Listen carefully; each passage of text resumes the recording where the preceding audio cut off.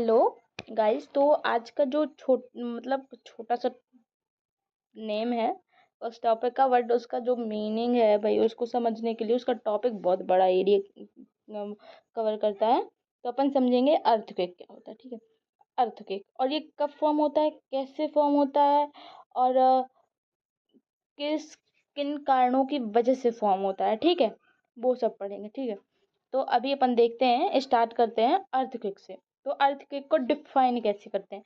तो जो अर्थक्वेक होता है ना, अपन उसको ऐसे डिफाइन करते हैं, लाइक जैसे कि अपन यहाँ देखो डेफिनेशन पढ़ते हैं। An earthquake can be defined as the shaking और trembling of the ground caused by a sudden release of energy inside the earth. Okay, तो क्या होता है, जो अर्थक्वेक है ना, उसको डिफाइन किया गया है शेकिंग और trembling of the earth sorry ground. जो अर्थ सरफेस में अपन ग्राउंड होता है, पूरे अर्थ सरफेस में जो ऊपर का पार्ट होता है, सरफेस होता है, जब वो सेक होता है, ट्रेम्बलिंग होती है उसमें, सेकिंग होता है, ज़्यादातर क्या होता है उसमें सेकिंग ही होता है और ट्रेम्बलिंग। तो जब वो भाई अर्थक्वेक आता है तो उससे क्या होता है, अपन देखते हैं ना कि अपन के आसपास की चीज़ें हिलने लगती हैं। ठीक है ना, उसी को अर्थक्वेक बोलते हैं। अर्थ सरफेस में जो उसका अचानक से उस ग्राउंड का हिलना, ठीक है, हिलना, जिसको अपन अर्थक्वेक बोलते हैं। और ये क्यों होता है, sudden release of energy inside the earth. Earth के अंदर जो एनर्जी होती है उसके अचानक रिलीज होने से भी होता है। यूजुअली एसोसिएटेड विथ फॉल्टिंग और ब्रेकिंग ऑफ रॉक्स। यूजुअली यानी ज़्यादातर क्या होता है कि एसोसिएटेड होता है विथ फॉल्टिंग और ब्रेकिंग ऑफ रॉक्स से। ठीक है, नेक्स्ट है फोकस हाइपोसेंटर। भाई फोकस क्या होता है, हाइपोसेंटर क्या होता है। जो फोकस और हाइपोसेंटर है, इसको अपन कैसे समझते हैं। The point inside the earth from where seismic waves initiate is called the focus और हाइपोसेंटर। द पॉइंट, एक पॉइंट इनसाइड द अर्थ यानी अर्थ के अंदर एक पॉइंट, जहाँ पर जो सीस्मिक वेव्स होती हैं वो क्या होती हैं, स्टार्ट होती हैं। मतलब उनका फॉर्मेशन जो सीस्मिक वेव्स होती है ना, वहाँ से स्टार्ट होती है, जिस पॉइंट से वो स्टार्ट होती हैं उस पॉइंट को अपन क्या बोलते हैं, हाइपोसेंटर बोलते हैं या फोकस बोलते हैं। ठीक है, और it's vertical projection on the earth surface is called epicentre. और जो फोकस होता है या हाइपोसेंटर होता है, उसका वर्टिकल जो प्रोजेक्शन होता है उसको अपन क्या बोलते हैं, एपिसेंटर बोलते हैं। ठीक है, तो अपन इसमें देख सकते हैं कि इस डायग्राम में ये जो बीच में अपन ने स्टार बना है, इस पे देखेंगे कि यहाँ से क्या हो रहा है, सीस्मिक वेव्स क्या हो रही है, इनिशिएट हो रही हैं, मतलब कि यहाँ से वो बनना स्टार्ट हो रही हैं। और इसी पॉइंट के वर्टिकल प्रोजेक्शन को अपन क्या बोलते हैं, एपिसेंटर बोलते हैं। तो बीच में हाइपोसेंटर है, जहाँ पे सीस्मिक वेव्स क्या होती हैं, स्टार्ट होती हैं, इनिशिएट होती हैं जहाँ से, और उसका वर्टिकल प्रोजेक्शन डायरेक्ट क्या बोलता है, एपिसेंटर कहते हैं उसको। ठीक है, फिर अपन देखते हैं कि टेक्टोनिक अर्थक्वेक क्या होता है। जो अर्थक्वेक है उसको डिवाइड किया गया टेक्टोनिक अर्थक्वेक में, वॉल्केनिक अर्थक्वेक में। और वॉल्केनिक अर्थक्वेक में डिवाइड है कोलैप्स अर्थक्वेक। टेक्टोनिक अर्थक्वेक में क्या होता है कि जब टेक्टोनिक प्लेट्स होती हैं ना, जब वो टकराती हैं, तो जब उनके कोलैप्स होने से जो जब टेक्टोनिक प्लेट्स कोलैप्स होती हैं, तो उससे क्या होता है, जो अर्थक्वेक आता है उसको बोलते हैं टेक्टोनिक अर्थक्वेक। वॉल्केनिक अर्थक्वेक भी ऐसे ही होता है, वॉल्केनो, जब वॉल्केनो इरप्शन होता है तब फॉर्म होते हैं। ठीक है, फिर अपन पढ़ते हैं भाई सीस्मोमीटर।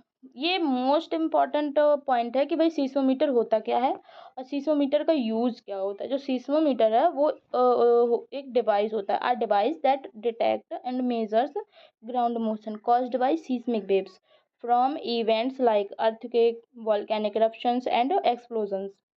तो एक डिवाइस है, सीस्मोमीटर एक डिवाइस है दैट ये डिटेक्ट करती है, मेजर करती है ग्राउंड मोशंस को। जो ग्राउंड में मोशंस होते हैं उनको डिटेक्ट करती है। और ये जो मोशंस है वो किस वजह से हुए हैं, लाइक सीस्मिक वेव्स जैसे, और अर्थक्वेक हो गया, वॉल्केनिक इरप्शन हो गया, एक्सप्लोजन हो गया, इनकी वजह से जो ग्राउंड मोशंस होते हैं उनको ये डिटेक्ट करती है और मेजर करती है। ठीक है, फिर अपन देखेंगे कि दी एस वेव्स। एस मतलब होता है यहाँ पे seismic waves is transverse in nature. जो सीस्मिक वेव्स है ना वो ट्रांसवर्स हैं in nature, transverse in nature, the light waves and can not move through a liquid medium. जो लाइट वेव्स होती हैं वो क्या है, वो मूव नहीं कर सकती हैं लिक्विड मीडियम में, ठीक है। वैसे ही देखें अपन सरफेस वेव्स क्या होती हैं। These are waves that travels along the earth's surface and are the most damaging ones having the largest amplitude. These are the two types of, as described below, ठीक है। एक minute, I think I have missed one page, wait. तो क्या है ना, एक page miss हो गया था जिसकी वजह से अपन ने थोड़ी सी रोका, और अब सब सही है। तो अपन पढ़ते हैं। अपन ने देख लिया था सीस्मोमीटर तक, अब अपन देखेंगे कि सीस्मिक वेव्स क्या होती हैं, ठीक। एक एक पॉइंट आपका कवर हो गया यहाँ पे। सीस्मिक वेव्स क्या होती हैं। दी energy released during an earthquake travels as seismic waves in all directions through the earth's layer, reflecting and refracting at each interface.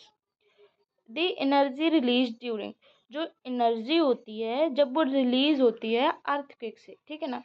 During, जब अर्थक्वेक आता है तो अर्थक्वेक के दौरान जो एनर्जी रिलीज होती है, एंड ट्रेवल एज, और वो ट्रेवल करती है as a seismic waves. Seismic waves की तरह जो एनर्जी, देखो जब अर्थक्वेक आता है तो भाई जो एनर्जी होती है वो रिलीज होती है, और वो सीस्मिक वेव्स की तरह क्या होती है, ट्रेवल करती है ऑल डायरेक्शंस, सारे डायरेक्शंस में वो ट्रेवल करती है थ्रू दी अर्थ लेयर्स, अर्थ की लेयर के थ्रू क्या करती है, ट्रेवल करती है। Reflecting and refracting at each interface, और ये हर एक इंटरफेस में क्या होती है, रिफ्लेक्टिंग होती है और रिफ्रैक्टिंग होती है, ठीक है ना। और आगे है कि सीस्मिक वेव्स के कितने टाइप्स होते हैं। तो सीस्मिक वेव्स को टू पार्ट्स में डिवाइड किया गया, कौन कौन सी, body waves and surface waves. तो जो बॉडी वेव्स हैं उसको भी टू पार्ट्स में डिवाइड किया गया है, पी वेव्स, एस वेव्स। मतलब पी मतलब प्राइमरी वेव्स, एस मतलब secondary waves, and surface waves को दो पार्ट में डिवाइड किया गया है, एल वेव मतलब love wave and relay waves. तो अपन देखेंगे कि ये पी वेव्स क्या होती हैं, भाई प्राइमरी वेव्स क्या होती हैं। This is the fastest kind of seismic waves that travels with a velocity of about 6 kilometre पर सेकेंड। दिस इज फास्टेस्ट, जो पी प्राइमरी वेव्स होती हैं वो क्या है, ये बहुत फास्ट ट्रेवल करने वाली वेव सीस्मिक वेव्स होती हैं।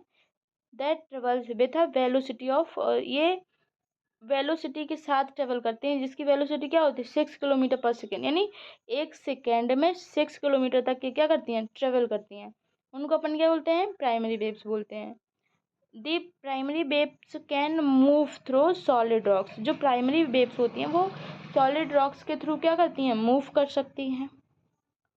एंड फ्लूइड्स लाइक वाटर और the water field layer of the अर्थ। और क्या होता है कि फ्लूइड से भी ये क्या करती हैं, फ्लूइड के थ्रू भी मूव करती हैं। वाटर हो गया, वाटर फिल्ड, और जैसे रॉक्स होती हैं जिनमें वाटर फिल्ड रहता है उनके थ्रू भी ये क्या करती हैं, मूव कर सकती हैं। It pushes and pulls the medium that it moves, ये क्या है, इट पुशेस एंड पुल्स, ये जिस मीडियम से मूव करती हैं उसको क्या करती हैं, पुश करती हैं, एंड पुल करती हैं through, since it is longitudinal in nature like the sound wave. Since, जब तक it is longitudinal in nature, और ये नेचर में क्या होती है भाई, लॉन्गिट्यूडनल रहती हैं, लाइक दी साउंड वेव्स की तरह। जैसे साउंड वेव्स नहीं लॉन्गिट्यूडनल मूव करती हैं वैसे। फिर होता है अपन का एस वेव। एस वेव मतलब सेकेंडरी वेव्स। तो सेकेंडरी वेव्स क्या होती हैं, this second type of body waves is the S wave और secondary waves which travel slower than primary waves with a velocity of about 3.5 kilometre पर second. तो क्या होता है कि जो प्राइमरी सेकेंडरी वेव्स होती हैं वो बहुत स्लो मूव करती हैं, और इसीलिए इनको सेकेंडरी वेव्स बोलते हैं। और इनके जो ट्रेवल करने की वेलोसिटी होती है वो वेलोसिटी क्या होती है भाई, 3.5 किलोमीटर पर सेकेंड, यानी एक सेकेंड में 3.5 किलोमीटर क्या करती है, मूव करती हैं। The S waves is transverse in nature, और जो सेकेंडरी वेव्स होती हैं ये ट्रांसवर्स होती हैं नेचर में, लाइक द लाइट वेव्स। और क्या होता है, प्राइमरी वेव्स क्या होती हैं, वो रॉक से क्या होती हैं, उस रॉक के थ्रू मूव कर जाती हैं। बट सेकेंडरी वेव्स जो होती हैं वो मूव नहीं कर पाती हैं, वो लिक्विड में क्या होता है, जो लाइट, जैसे कि क्या होता है, जो लाइट होती है, लाइट वेव्स होती हैं वो मूव करती हैं वो लिक्विड के मीडियम से क्या होती है, मूव कर जाती हैं। सॉरी सॉरी, जो लाइट वेव्स होती हैं वो लिक्विड से मूव नहीं करती हैं, वैसे एस वेव्स होती हैं, ठीक है। सरफेस वेव्स में क्या होता है, जो सरफेस वेव्स क्या होती हैं, these are the waves that travels along the earth surface. ये वो वेव्स होती हैं जो अर्थ सरफेस के अलोंग ट्रेवल करती हैं और मोस्ट डैमेजिंग वंस होती हैं। और जो सरफेस वेव्स होती हैं इनसे बहुत ज़्यादा डैमेज होता है, हैविंग द लार्जेस्ट एम्पलीट्यूड, और इनके पास क्या होता है, हाईजेस्ट सॉरी लार्जेस्ट एम्पलीट्यूड्स होते हैं। Sorry these are two type as described below. और ये जो सरफेस वेव्स होती है ना, टू टाइप्स की होती हैं जो कि अपन ने नीचे डिस्क्राइब करा है। तो फर्स्ट होती है love waves, love wave, and second होती है रिले वेव्स। तो फर्स्ट अपन देखेंगे कि लव वेव क्या होती है। It is fastest surface waves. ये मतलब कि फास्टेस्ट सरफेस वेव्स होती है, यानी सरफेस वेव्स में ये सबसे ज़्यादा तेज वेव होती है, जो सबसे ज़्यादा तेज मूव करती है। And the ground to side. और ये क्या करती है, waves that the ground from side to side, यानी साइड टू साइड क्या करती है भाई, मूव करती है, बहुत फास्ट होती है। It is a little slower than secondary waves and hence arrives after the P and S waves. ये बहुत स्लोअर होती है भाई, ये इतनी स्लो, जो लव वेव होती है इतनी स्लो होती है कि ये प्राइमरी और सेकेंडरी वेव से भी स्लो होती है। और जब प्राइमरी और सेकेंडरी वेव्स क्या होती हैं, पहुंच जाती हैं, उसके बाद क्या होता है, उसके बाद आती है लव वेव का टाइम होता है भाई साहब। उसके आगे देखेंगे कि रिले वेव्स क्या होती हैं। It move it moves the ground up and down and side to side. ये क्या होती है, ये मूव करते हैं ग्राउंड में अप एंड डाउन, मतलब कि एक ऊपर से नीचे फिर नीचे से ऊपर ऐसे मूव करती हैं इन दी सेम सेम डायरेक्शन। और ये क्या करती है, सेम डायरेक्शन में मूव करती है as that of the waves propagation. Most of the ground shaking during an earthquake is due to the Rayleigh wave. ज़्यादातर क्या होता है कि जब जो ग्राउंड वो शेक होता है ना ड्यूरिंग अर्थक्वेक के दौरान, जब अर्थक्वेक ड्यूरिंग अर्थक्वेक जब ग्राउंड शेक होता है तो वो किस वजह से होता है, मोस्ट ऑफ टाइम ये रिले वेव्स की वजह से होता है। Which can be largest waves, जो कि क्या है, एक लार्जेस्ट वेव है। स्ट्रक्चर ऑफ द अर्थ, अर्थ का स्ट्रक्चर क्या है भाई सब। तो जो अर्थ, ये अपन देखेंगे यहाँ से। हम्म तो radius of the earth, earth की रेडियस क्या है, 6371 किलोमीटर। और earth classified as the crust, mantle और कोर। तो अपन देखेंगे क्रस्ट का थिकनेस अपन देख सकते हैं कि 30 to 40 किलोमीटर होता है इन कॉन्टिनेंट्स। कॉन्टिनेंट्स में 30 to 40 किलोमीटर है, एंड 5 to 10 किलोमीटर ये होता है ओशियंस में। And in Tibet where it goes up to 70 kilometre. और ये तिब्बत में देखें तो अपन तिब्बत में देख सकते हैं कि 70 किलोमीटर तक थिकनेस है इसकी। मेंटल लेयर थिकनेस क्या होती है, 2500 किलोमीटर होती है। अपर मेंटल की 500 किलोमीटर है, एंड लोअर मेंटल की 2000 किलोमीटर है। कोर थिकनेस क्या है, 2200 है आउटर कोर में। इनर कोर में देखें तो ये 1220 किलोमीटर मिलती है अपन को। टेम्परेचर इन सेंटर, तो अर्थ के सेंटर में टेम्परेचर कितना होता है, 6000 होता है सेल्सियस में, 6000 डिग्री सेल्सियस होता है टेम्परेचर सेंटर में, ठीक है। और ये एक्सट्रीमली हाई प्रेशर होता है इसमें। टेक्टोनिक प्लेट, अब इसमें देखेंगे भाई टेक्टोनिक प्लेट क्या होता है। एक मिनट, आई थिंक फिर से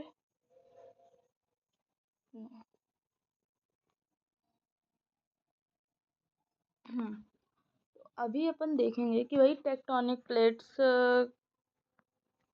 क्या होती है। लिथोस्फियर एक्चुअली अपन इसमें ये देख सकते हैं कि जो लिथोस्फियर होता है, लिथोस्फियर कितने में lithosphere crust and upper most mental के बीच का एरिया होता है। एस्थेनोस्फीयर भी लोअर मेंटल मीडियम होता है। Lithosphere of the earth is broken into broadly 30 pieces. जो लिथोस्फियर है टेक्टोनिक प्लेट्स में, वो 30 पीसेस में क्या है, ब्रोकन है। एंड कन्वर्जेंट, ये कुछ पॉइंट हैं जो अपन हमने पढ़े थे एंड अपन देखेंगे कन्वर्जेंट क्या होता है। टू प्लेट्स कोलैप्स, जब दो प्लेट्स क्या होती हैं, कोलैप्स करती हैं, एक दूसरे के नज़दीक आती हैं। एंड डाइवर्जेंट होता है जब दो प्लेट्स एक दूसरे से दूर जाती हैं, ठीक है ना। Move away from another one another called mid oceanic ridge. जैसे कि मिड ओशियानिक रिज है, वो क्या करती हैं, वो एक दूसरे से दूर भगती हैं, ठीक है। और फिर अपन को ट्रांसफॉर्म, एक मिनट, ट्रांसफॉर्म प्लेट क्या होती है, प्लेट्स ये होती है, ट्रांसफॉर्म प्लेट ये होती है जो प्लेट मूव करती हैं बट साइड बाई साइड, टकराती भी नहीं है, एक दूसरे से दूर भी नहीं भागती हैं, आराम से एक दूसरे के बगल से क्या करती है, मूव करती रहती हैं, कोई प्रॉब्लम नहीं होती है। जैसे इसका एग्जांपल है सैन एंड्रियास फॉल्ट है, जो यूनाइटेड स्टेट में अपन को देखने मिलता है। और फिर अपन देखते हैं कि ये कुछ पॉइंट हैं, कन्वर्जेंट जोन है, सबडक्शन जोन है, कोलिजन जोन है, कोलिजन होता है जब जोन का, ठीक है ना। कन्वर्जेंट जोन होता है जब दो प्लेट कन्वर्ज करती है ना, उसको बोलते हैं कन्वर्जेंट जोन होती है। सबडक्शन जब एक दो प्लेट्स होती हैं, एक जब वो एक दूसरे के पास आएंगी तो एक नीचे चली जाती है, एक ऊपर से क्या होती है, सबडक्शन होता है, तो उस जोन को बोलते हैं सबडक्शन जोन। एंड थर्ड होती है कोलिजन जोन, जब एक दूसरे से बिल्कुल कोलिजन हो जाता है भाई उनका, उस जोन को बोलते हैं कोलिजन जोन। फिर है अर्थक्वेक आर क्लासिफाइड। जो अर्थक्वेक है ना, वो क्लासिफाइड है इन 3 types, thrust, normal and strike slip में, ठीक है। तो इसको अपन छोड़ देते हैं, अपन देखते हैं कि भाई जो लिथोस्फियर उसको 30 पीसेस में कैसे ब्रोकन ब्रोकन है, वो 30 पीसेस में उसको कौन कौन सी प्लेटें हैं। और ये पहले अपन देखेंगे कि इसमें मेजर प्लेट कौन सी हैं, फिर माइनर प्लेट्स में देखेंगे।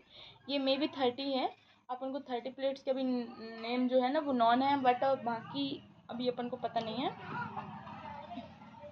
तो फर्स्ट है पैसिफिक प्लेट। तो जो पैसिफिक प्लेट है ना, ये मेजर प्लेट्स में आती है Pacific plate, north American plate, Eurasian plate, African plate, Antarctic plate, Indo Austrian plate and south American plate. ये अपन को 7 मेजर प्लेट्स होती हैं जो अपन ने देख ली। अब उसके बाद है कि भाई ये मेजर हैं, तो माइनर कौन कौन सी हैं।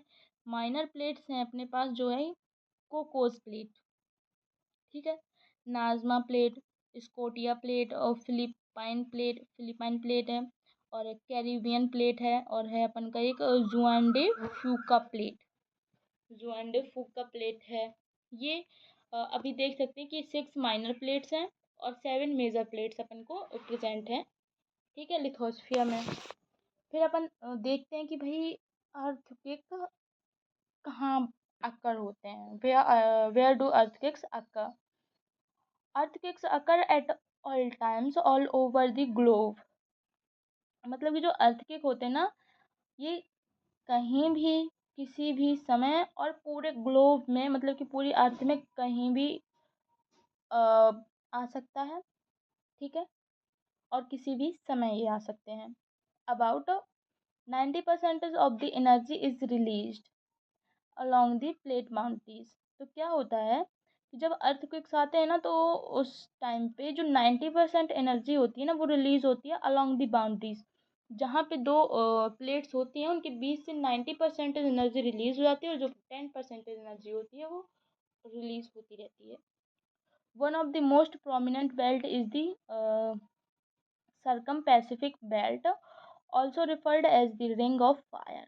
तो अपन देख सकते हैं कि जो one of the most prominent belt है, यानी सबसे ज़्यादा भाई प्रोमिनेंट मोस्ट प्रोमिनेंट बेल्ट है, कौन सा है, और ये सरकम पैसिफिक बेल्ट है। कौन सा? सरकम पैसिफिक बेल्ट है, जो कि जिसे अपन रिंग ऑफ फायर भी बोलते हैं। और इसकी जो 70% of the world's largest earthquakes हैं इज अल्पाइड बेल्ट। 17% विश्व के जो बड़े अर्थक्वेक्स हैं ना, वो कहाँ पे हैं? ज़्यादातर आते हैं अल्पाइड बेल्ट में। Which extend from Java to Sumatra through the Himalayas the Mediterranean and out in the Atlantic. और ये जो अल्पाइड बेल्ट है ना, ये एक्सटेंड है, मतलब कि ये जावा से सुमात्रा तक फैला हुआ है या एक्सटेंड है। और ये थ्रू दी, क्योंकि बीच में हिमालय है एंड मेडिटेरियन है and out into the Atlantic, and Atlantic के थ्रू ही भाई। The most Atlantic the mid Atlantic ridge is the third most prominent earthquake belt. जो मिड अटलांटिक रिज है वो third most prominent earthquake belt है। इसमें third place पर है कि यहाँ अर्थक्वेक आते हैं। वाई डू अर्थक्वेक्स अकर? अब अपन देखेंगे वाई डू अर्थक्वेक्स अकर। भाई अर्थक्वेक आते क्यों हैं? तो earthquakes are usually caused when a subsurface rock suddenly breaks along the plane called the fault plane। तो क्या होता है? earthquake यूजुअली इसलिए आते हैं क्या, जब सब सरफेस रॉक जो होती हैं वो सडनली क्या होती हैं? ब्रेक करती हैं, ये टूट जाती हैं अलोंग अ प्लेन, किसी प्लेन के अलोंग ये क्या होती हैं? टूटती हैं, ये ब्रेक होती हैं। तो उसे अपन क्या बोलते हैं? फॉल्ट प्लेन बोलते हैं। Such a sudden release of energy produce seismic waves that make a ground shake. और इससे क्या होता है कि एक sudden release of energy produce. अब जब कोई रॉक टूटेगी तो उससे अचानक से क्या होगा कि एक एनर्जी है वो रिड्यूस होगी। और जब ये एनर्जी रिलीज होती है ना, जैसी एनर्जी रिलीज हुई, और वो एक रीज़न होता है जहाँ से सीस्मिक वेव क्या होती है? प्रोड्यूस होती हैं। उस पॉइंट से ही सीस्मिक वेव्स बनना फॉर्म होना स्टार्ट होती हैं। और उस सीस्मिक वेव जैसे ही फॉर्म होंगी और जैसे ये फैलेंगी, ये ट्रेवल करेंगी, उससे क्या होता है? अर्थक्वेक अकर होता है। ठीक है। Elastic ribbon theory. अब इसमें देखेंगे कि भाई इलास्टिक रिबन थ्योरी क्या होती है। Such a sudden release of energy produces seismic waves that make the ground shake. जो अचानक से एनर्जी रिलीज होती है जिससे सीस्मिक वेव्स क्या होती हैं? बनती हैं, और वो ग्राउंड को क्या करती हैं? शेक करती हैं। ठीक है। When two blocks of rocks, जब रॉक्स के दो ब्लॉक्स और टू प्लेट्स रब अगेंस्ट, और या रॉक के दो ब्लॉक्स ले लें या फिर अपन प्लेट ले लें, एक दूसरे के अगेंस्ट जब ये रब करेंगी तो क्या होगा? They not simply slide. ये सिंपली स्लाइड नहीं होती हैं। ठीक है ना? दे नॉट सिंपली स्लाइड, ये सिंपली स्लाइड ही नहीं होती हैं। Smoothly against each other rather they get stuck due to friction. और ये फ्रिक्शन के थ्रू क्या होता है? फ्रिक्शन के कारण ये स्टक हो जाती हैं, एक दूसरे में फंस जाती हैं। ठीक है। ये सॉरी सॉरी क्या था? सिंपल स्लाइड नहीं होती हैं भाई, ये सिंपल स्लाइड हो ही नहीं सकती हैं। अगर एक दूसरे के अगेंस्ट सिंपल स्लाइड नहीं होती हैं, बल्कि ये स्टिक हो जाती हैं फ्रिक्शन के कारण। When the stress reach a critical limit. और जब ये स्ट्रेस होता है, जब वो एक क्रिटिकल लिमिट में अपनी पहुंच जाता है ना, it gets released and the rock breaks. और जैसे ये स्ट्रेस एक अपनी क्रिटिकल लिमिट में पहुंचेगा, उससे रॉक ब्रेक होगी। और जब रॉक ब्रेक होती है, जो कि एक अर्थक्वेक फॉर्म होने का रीज़न बनती है। ठीक है, एक अर्थक्वेक को लीड करती है। This is called the elastic ribbon theory. और इस थ्योरी को अपन क्या बोलते हैं? इलास्टिक रिबन थ्योरी बोलते हैं, जो कि एक्सप्लेन की गई है seismologist H.F. Red after studying. मतलब कि ये सीस्मोलॉजिस्ट H.F. रेड के द्वारा एक्सप्लेन की गई है। और उन्होंने ये कहाँ से? आफ्टर स्टडिंग थी 1906 सैन फ्रांसिस्को अर्थक्वेक। और उन्होंने ये इस जो थ्योरी है ये एक्सप्लेन कब की थी? उन्होंने 19 मतलब 1906 में सैन फ्रांसिस्को अर्थक्वेक, मतलब कि जब सैन फ्रांसिस्को अर्थक्वेक आया था उसको स्टडी करा उन्होंने, उसके बारे में पढ़ा। फिर उसके बाद उन्होंने 1906 में उसको एक्सप्लेन कर दिया कि भाई ये इलास्टिक रिबन थ्योरी एग्जिस्ट करती है। ठीक है, अब अपन पढ़ते हैं कि magnitude and intensity of an earthquake, कि भाई जब कोई अर्थक्वेक आता है तो उसका मैग्नीट्यूड क्या होता है, या तो फिर इंटेंसिटी, किसी अर्थक्वेक की इंटेंसिटी क्या होती है। तो magnitude is a measure of size an earthquake. जो मैग्नीट्यूड है वो क्या है, एक मेजर है, किस चीज़ का मेजर है, एक अर्थक्वेक के साइज का मेजर है। while the damage effect of an earthquake at various places around the epicenter is termed as intensity। while जब डैमेज इफेक्ट, जो डैमेज होते हैं ना, डैमेज होता है वो effect of, damage effect of an earthquake, earthquake के जो इफेक्ट होते हैं वो डैमेज ही होता है भाई। अब ये बहुत सारे प्लेसेस पे आता है अराउंड द एपिसेंटर, एपिसेंटर के अराउंड बहुत सारे सेंटर प्लेसेस पे जब ये आता है, इस टर्म्ड एज इंटेंसिटी, और इसी चीज़ को अपन इंटेंसिटी बोलते हैं कि कितने एरिया में क्या हुआ, अर्थक्वेक एपिसेंटर के अराउंड कितने एरिया में भाई डैमेज हुआ, मतलब इफेक्ट कर गया, उस चीज़ को अपन इंटेंसिटी बोलते हैं। फिर है रिचर स्केल। रिचर स्केल क्या होती है, proposed by Charles Richter in 1934। जो रिचर स्केल है ना, ये 1934 में रिचर के द्वारा क्या, चार्ल्स रिचर के द्वारा प्रपोज्ड की गई थी।